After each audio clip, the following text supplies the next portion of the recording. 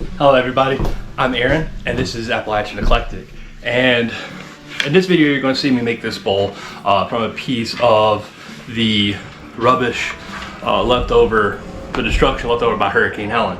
I wanted to throw out my appreciation and everybody's appreciation in Western North Carolina and the areas affected by this flood. Great, we couldn't have done it without all support from people all over the country, so thank you very much. Things are slowly getting better. There's still, everyone isn't as lucky as me and doesn't have power, but we have lots of volunteers. Things are getting rebuilt. It's going to be a long, hard winter for a lot of people, but we're going to make it through. So this video I made because looking at all the ugliness and the destruction every day when you go to the store or just look out the window is really wearing, and you just need to sometimes see something, the silver lining, see something pretty. So that's kind of what I did with this video. A lot of it for my own mental sanity. Hope you like.